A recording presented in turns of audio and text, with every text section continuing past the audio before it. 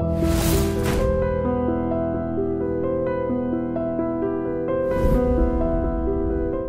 this is Ram Gopal Verma and congratulations to iDream for reaching 1 million subscribers. మనం చెప్తే RBS అంటే రాజోలి బండ diversion scheme అనేది మాకు వెన్నెముక మా నియోజకవర్గానికి అని అంటుంటారు. అదే ఆర్బిఎస్లో ఒక స్లూయిజ్ అంటే ఒక కాలువ దాన్ని మంత్రాలయం బాలనాగరెడ్డి గారు తమ పొలం మీదుగా మళ్లించుకున్నారు. ఆ విషయంలో ఏమైనా ఆయనతో మాట్లాడితే రైతులంతా రెచ్చగొట్టి ఆందోళనలు ధర్నాలు చేయించడం వంటివి చేస్తుంటారు. ఆయన ఈ విషయంపై మీరు పెద్దగా మాట్లాడడం లేదు, ఎక్కడా కూడా మీరు విమర్శించడం ఇలాంటివి చేయడం లేదు. దీన్ని బట్టి చూస్తే మీరు వైసీపీ నాయకులతో ఉన్న సంబంధాలు అందరికీ అర్థమైపోతున్నాయి. అసలు ఎందుకు మాట్లాడలేకపోతున్నారు దాని గురించి మీరు? ఫస్ట్ ఆఫ్ ఆల్ మీరు ఒకటి అర్థం చేసుకోవాలి, నాకు ఆయన రైట్ స్లూయిజో ఇంకో లెఫ్ట్ స్లూయిజ్నో ఆయన పొలాలకు తిప్పుకునే విషయం ఈరోజు చెప్తుంటే తెలుస్తుంది నాకు, మీరు చెప్తుంటేనే.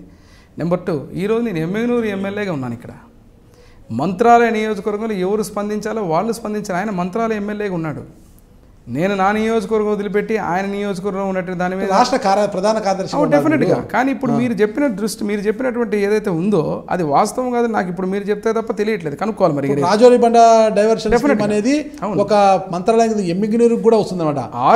భూములని అలా వెళ్ళడం వల్ల కూడా నీటికి గండి పడినట్లనే కదా. అదే చెప్తున్నా మీకు. ఆర్డీఎస్ గతంలో ఈ రాజకీయ నాయకులు బాలనాగిరెడ్డి గారు కావచ్చు, ఇంకొకరు కావచ్చు ఏదైనా కానీ కేవలము ఏదో క్రెస్ట్ హైట్ పెంచుతున్నారనో, షట్టర్స్ క్లోజ్ చేస్తున్నారనో, లేకపోతే స్లూయిజుల గురించో కేవలము రైతుల్ని మభ్యపెట్టే రాజకీయానికి వాడుకున్నారు. నేను మాట్లాడేటువంటి అంశం ఏంటంటే ఇది right canal 4 teams allocation, right canal మన భూభాగంలో వస్తున్న కెనాల్, దీని గురించి మాట్లాడుతున్నాం. మీరు చెప్తున్న అంశం ఏంటంటే వారేదో ఆరోపణ ఉంది, ఆ ఆరోపణ మీద మీరు స్పందించట్లేదని చెప్పి ఈ రోజు వరకు నాకు తెలియదు. నాకు ఇప్పుడు చెప్తే రేపు పొద్దున కనుక్కుంటా కూడా అది నిజమా కదా నాకు కూడా తెలియదు. మరి అది మీరు మంత్రాలయంలో వారి పొలాలకు తిప్పుకున్నారంటారు, అది తిప్పుకోవడం అనేది అసాధ్యము. అటువంటి కార్యక్రమాలు చేశారంటే వైఎస్ఆర్ పార్టీకే చెల్లింది అటువంటి కార్యక్రమాలు. ఇంకా రైతులకు సంబంధించిన దాంట్లో నీళ్లు వాళ్ళ సొంత పొలాలకు తిప్పుకోవడం అంటే ఆశ్చర్యంగా ఉంది. అది డెఫినెట్గా అటువంటిది ఏదైనా అంశం ఉంటే కూడా డెఫినెట్గా దాన్ని ఏంటనేది కూడా ఆలోచిస్తాం. ఇకపోతే ఎమ్మిగనూరులో నీటి కొరత ఎక్కువ ఉంది. అంటే డైలీ నీళ్ళు ఇస్తున్నప్పటికీ కూడా అంటే ప్రజలకు సరిపడా నీళ్ళు ఇవ్వలేకపోతున్నారు.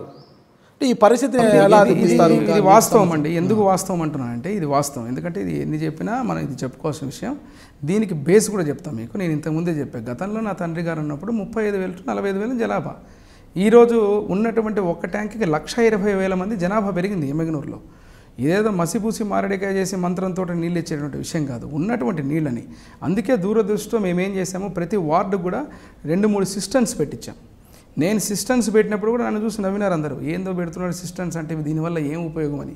నా ఆలోచన ఏమంటే ఏదైతే తాగడానికి అవసరానికి నీళ్లు, మంచినీళ్ళు మనం తాగడానికి వాడుకున్నప్పుడు మిగిలినటువంటి అవసరాలకు ఈ నీళ్ళను వాడే విధంగా మనం బోర్ పాయింట్లు ఇచ్చి సిస్టమ్స్ పెట్టించాం. దానివల్ల ఈరోజు కనీసం ఒక పూట నిర్విరామంగా ఇబ్బంది లేకుండా నిర్విఘ్నంగా ఎండాకాలంలో కూడా మనం నీళ్ళు ఇవ్వగలుగుతున్నామంటే ఆ యొక్క ప్లానింగ్ తోటి 33 వార్డులు పెట్టడం జరిగింది.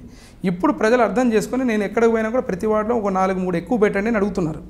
కాబట్టి ఈ యొక్క ప్రణాళికతో ఒక 60 to 80% పాపులేషన్కి ఇబ్బంది కాకుండా చేస్తున్నాం. ఇంకా 20%కి మళ్ళీ చక్కగా అన్ని చోట్ల నీళ్లు రావాలంటే దీనికి ఏకైక పరిష్కారం ఎస్ఎస్ ట్యాంక్. ఆ ఎస్ఎస్ ట్యాంకే మా నాన్నగారి కళ, అది డెఫినెట్గా వచ్చి తీరుతుంది, చేస్తాం కూడా.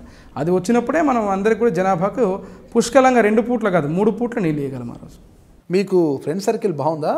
రాజకీయాల్లోకి వచ్చాక తగ్గిపోయింది, ఇంతకుముందు బాగుండేది.